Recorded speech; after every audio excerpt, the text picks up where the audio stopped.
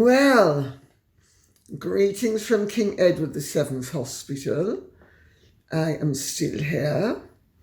I am still awaiting my operation.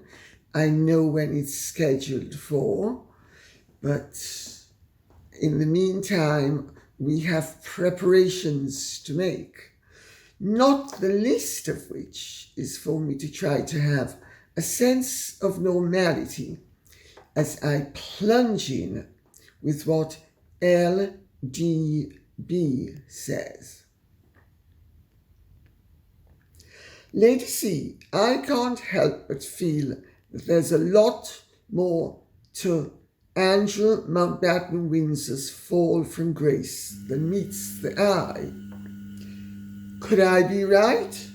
If so, please let rip. Well, I'm gonna let rip. Oh,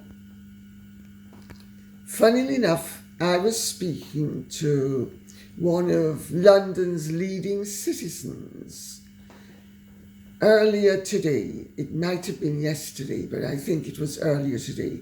My sense of time is slightly askew at the moment because, aside from anything else, I'm in such an abnormal situation, number one. And number two, the drugs don't help because, morphine confuses you to an extent and it sort of blurs the lines. Fortunately, my lines are so clearly delineated that it's not going to make much of an effect on my thought processes, although if it should become apparent that I am subject to waffling and confusion, maybe you could let me know. Well, yes. The friend of mine who's very well placed was telling me, I'm sure it was this morning, that there is a lot going on and that it is a lot to do with Sadiq Khan and his followers, not only in terms of the mayoralty, but in terms of the Labour Party and in terms of the Muslim establishment, because Sadiq Khan has evidently spent the last several months dodging an arrow that Susan Hall, who competed with him for the mayoralty, has been on at him about the grooming gangs. There are grooming gangs in London that have been grooming youngsters to commit really rather unspeakable crimes against the, shall we say, innocent young ladies of the city. And Sadiq Khan has been denying that the grooming gangs in London bear any resemblance whatsoever to the grooming gangs that are a well-established fact further north, let's put it that way. Well, what does this really mean? This means that there is deflection going on in many different areas from many different guilty parties or parties who are protecting the guilty. And yet again, the Angel business becomes a very convenient scapegoat, a very convenient diversion, a very convenient deflection so that the political parties that have something to lose and the political entities that have something to lose, if deflection is not directed away from their criminality onto Andrew's supposed but so far unproven criminality. Now, I think that's a part of it. I have to tell you, I don't think that's the whole of the story. I think I'd be very naive to think it was the whole of the story. But it is certainly a contributory factor as to why the politicians whose interests coincide with certain journalists are so happy to jump on each other's bandwagon. Because let's remember, from the point of view of the journalists, this is a money-making enterprise. Let's be clear about that one. It's not only, though, Sadiq Khan's determination to refuse to acknowledge that there are grooming gangs of a certain, shall we say, identifying factor or two that exist in London and clearly exist in London. But he cannot allow an admission because, as far as Sadiq Khan is concerned, anybody he represents or has anything in common with, whether they be Muslim or left-wing, they are all absolute innocents whose only guilt has been to have been born of a mother who might have once been a Tory supporter. Let's put it that way. There are other threads to this, aside from Sadiq Khan and the grooming gangs, which, it has to be said, didn't even occur to me. Fortunately, I have friends who are better informed at times than I am, and rather more sophisticated thinkers than I am at times. And I have to doff my hat at this friend of mine because she has been absolutely wonderful in coming up with that. But let's not forget Ehud Barak and how Daphne Barak has spearheaded the whole thing. And isn't it interesting that you have coincidental interests between an Israeli right-wing journalist in terms of certain Israeli policies and a Muslim mayor of London in terms of some of his policies. And religion does play a part in the thinking of each of those entities. Then, of course, there's something else that people are being distracted from.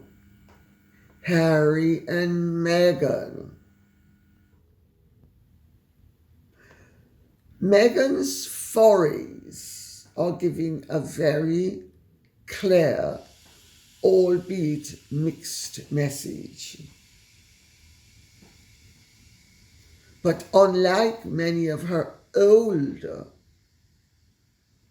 messages, which had a sting in their tail, this latest series of messages has no sting in its tail, because their sweet Megsy baby is actually very, very knowledgeable about which side her bread is buttered on and whether she should ever expose it to the light or not. And her latest forays, news-wise, are an updated version of the response that she gave to Emily Chang when Emily Chang asked her about Trump and her feelings about Trump. And in fact, Emily Chang played a part of her 2016, I think it was, maybe 2015, clip of her mouthing off against Trump, being a misogynist. I don't know who's a bigger misogynist than Meghan, I've got to tell you. Because, for all her posing as a feminist, she strikes me as very misogynistic. Her idea of the sisterhood is what's yours is mine, what's mine is mine. And she is giving a strong message to Buckingham Palace at the moment, which is that they don't need to worry. She's not going to be doing anything to jeopardize Harry's possession of the dukedom and the princely rank that he at present enjoys, because he enjoys the rank on two separate issues. So, she's clever. She knows what bread her side is, her butter, what side her bread is buttered on, and she's making sure she's playing it accordingly. But she is also feeding in the process the anti-Andrew stories. Isn't it interesting when disparate groups have interests that coincide so starkly as the various elements do at the moment in the Prince Andrew business? V. King says, to read the headlines, I do wonder if enough will ever be enough as far as Andrew is concerned. They seem to be wanting blood. Shameful.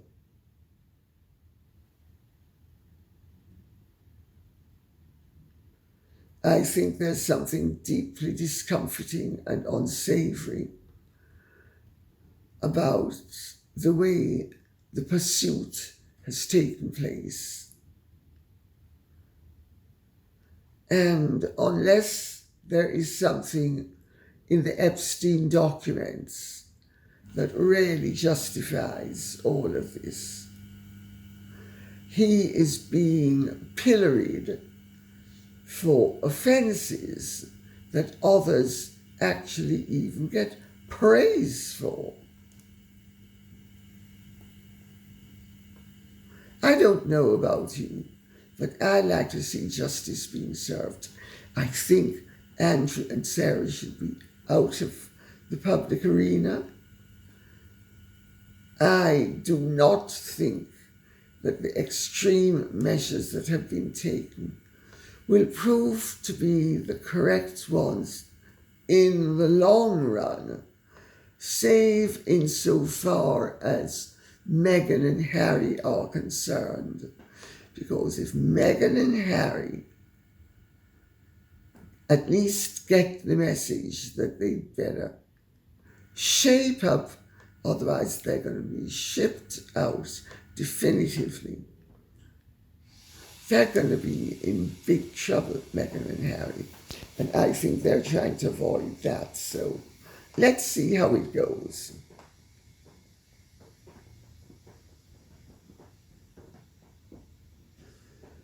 Julie Badgers says, Lady C, the NHS has let you down. You can say that again. It's not acceptable. It certainly isn't. And it can be very dangerous to leave you bedbound and immobile. Absolutely. I mean, this is an operation that should have been performed a day or two after I had the injury inflicted upon me. Can you go private? Get your attorneys involved. I am so worried for your safety. I have gone private.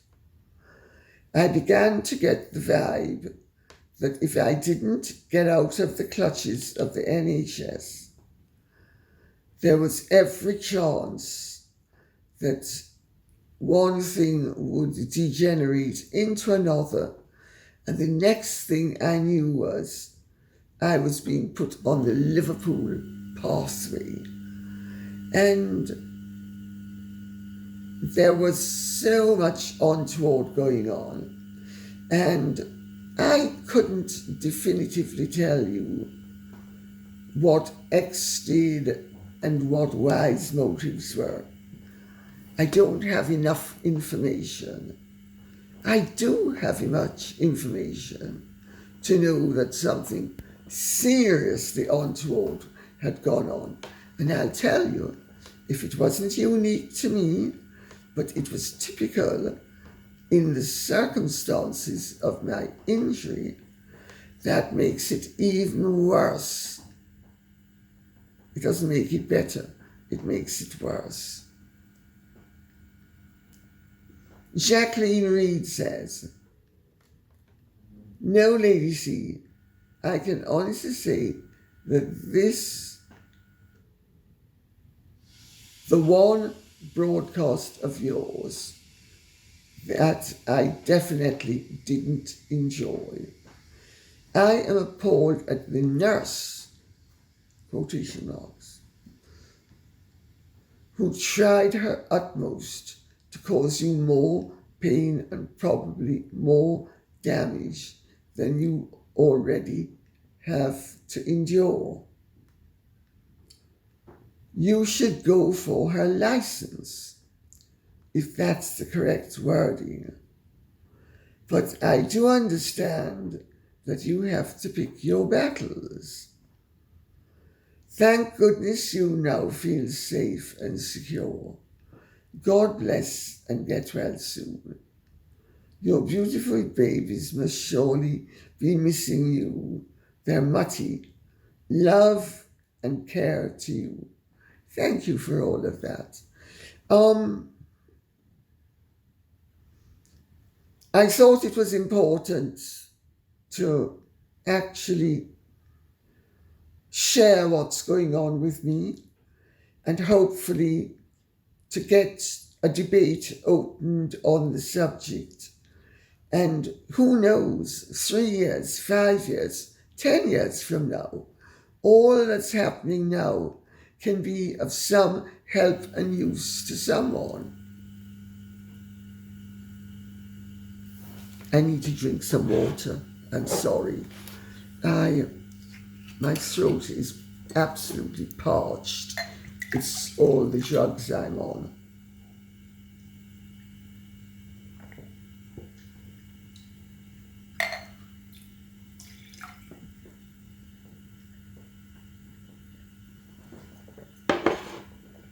Oh, sorry about that. Very boring. But needs must, as my ex-publisher used to say.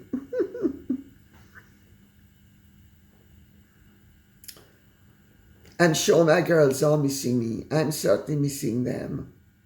They're not allowed in the hospital. Can you believe it? People think that they could be a danger to health. Well, such is life. I can't go for her license. I don't have enough proof as to what she did or why she did it. I don't think it's right to go for people off hunches or suspicions.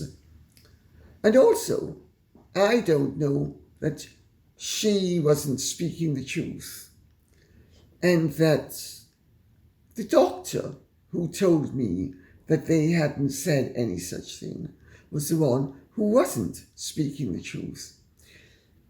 Also, I don't have the time or the energy to actually divert my attention away from what has become a real struggle to keep me alive and strong enough to survive a major operation, and more than likely 2 major operations, because the damage that has been done to me is very unlikely to be able to be cured in one way, because they have to go in from the front to do the clean-up damage on the, I can't remember what it's called, Avaluntura or something, some ridiculous name, I can't, never remember it. But it's the cap, the ball, and the ball didn't only get smashed up, but it's smashed other stuff up. So that has to be done. And that, the surgeon explained to me, you have to enter through the front for. Then, if, as most likely becomes obvious, the damage done to my whole pelvic area is so great that I need a new hip, they are going to have to put that in separately. But that they gain access to through the back. So they can't do it all in one phase, because the damage that has been done is damage that needs to be repaired from the front, and then, once things have settled down, from the back. So, but I don't know who is guilty. I know that something seriously amiss took place, and I know that I got caught up in the most unpleasant situation. But who is the culprit? I don't know. And I'd sooner that 100 guilty men get off than that one innocent man should be punished for a crime he didn't commit. So let's leave it at that. Lisa H. says, sounds like that hospital staff is very unprofessional and drunk with power. Some training is in order. I agree, that's why I've read it out. I think the behaviour of the staff was so out of line. Not all, some, as I say, were absolutely wonderful, and they couldn't have had their performance topped. But after yesterday's palavering, I'm not sure, in all honesty, that there is not serious work that needs to be done. But yes, you're absolutely right. Some of them are very unprofessional, and some of them are drunk on power. And that became very apparent to me in many ways, shapes and forms. Some of the nurses, ironically enough, are worse than some of the doctors, because they enjoy a little power, and that little power goes to their head in a big way if they don't have discernment and discrimination. And I said it about one or two of them, that I felt that they were little Hitlers, and that they regarded themselves as demigoddesses, little gods and goddesses running around, enjoying you need me. I am here to save you. I am here to rescue you. Now you're going to do what I want. And the first thing you're going to do is become subservient to me. I mean, Dima and Primrose picked up that some of them were extremely patronizing towards me. I actually didn't pick it up, believe it or not. But then I'm very open and outgoing and friendly. And, most of them came from somewhere else, as do I. So I was establishing common ground with them and being very friendly with them. But it's with hindsight that you can see that one or two were very grudgingly pleasant, and they responded, but you can see that underneath it all, there's a lot of prejudice and a lot of resentment. And I think there was also a lot of fury that I wasn't bending a knee to their superior knowledge when they didn't have any superior knowledge. Some of the time they had no knowledge at all, because I didn't interact with most of them on anything but a perfunctory level. But, drunk with power. And I've seen it time and again, I'm sure we all have. Some people, you give them a little power, it goes to their little heads in a big way. No accident that Hitler's father was a minor customs official in Austria.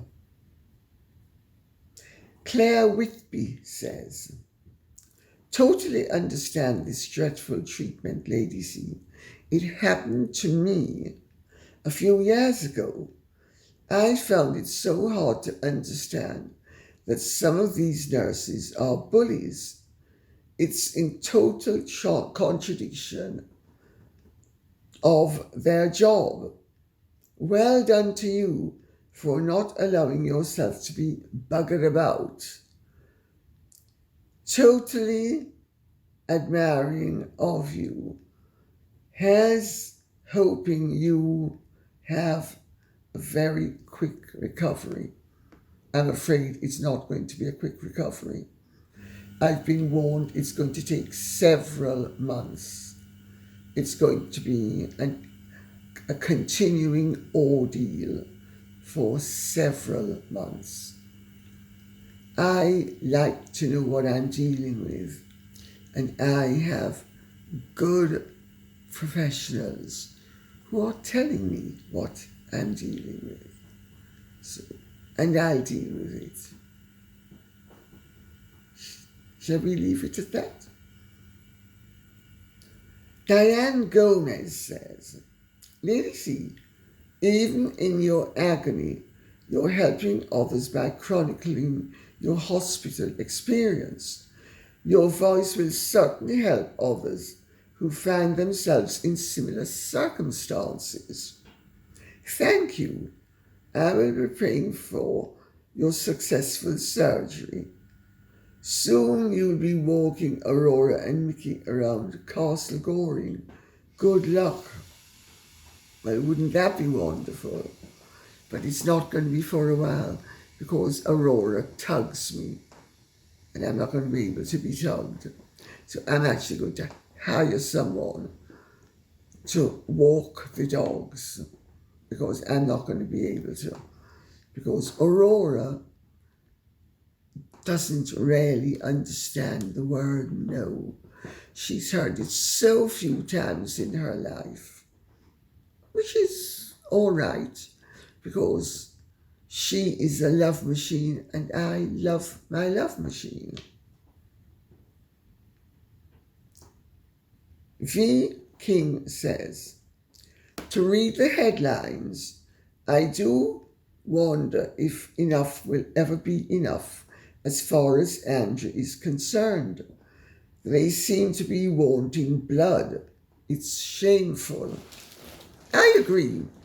I think the whole witch hunt is totally disproportionate.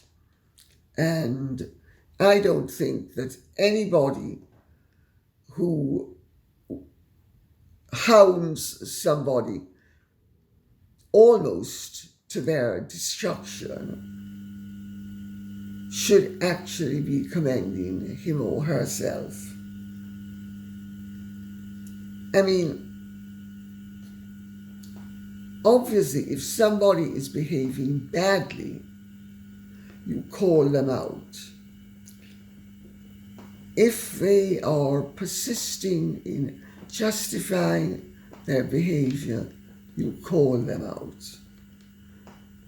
If they have already been called out and they have lost the one thing that mattered to him, princely rank. I mean, it's his identity. He was born the Queen's son. It's his identity. It's like if you're the son or daughter of a famous doctor and at the age of 60-something, somebody says to you, you can't use your name anymore. Too many people associate you with your father, and we don't want it to happen. I mean, what would you have had to do that was so severe to get that degree of punishment? But there are, as I said before, and I'll say again, conveniences, and there are corollaries, and there are links which make this intelligible. It's not only Andrew, it's Harry and Meghan. It's a way of getting Harry and Meghan shut down. Or better still, getting them to shut themselves down before they are shut down. Would this have happened without the Harry and Meghan situation? I'm not so sure. The answer is yes. I think they might well have taken an entirely different view. So, on that note, I'll say thank you very much for listening. I hope this has been of some interest to you. Please keep the questions and comments coming in so I will know what you would like us to be speaking about. Godspeed. Bye. And if you have truly enjoyed this, would you like to share, like, subscribe, press the notification bell, and please remember to hype. It evidently makes a difference. Godspeed. Bye-bye.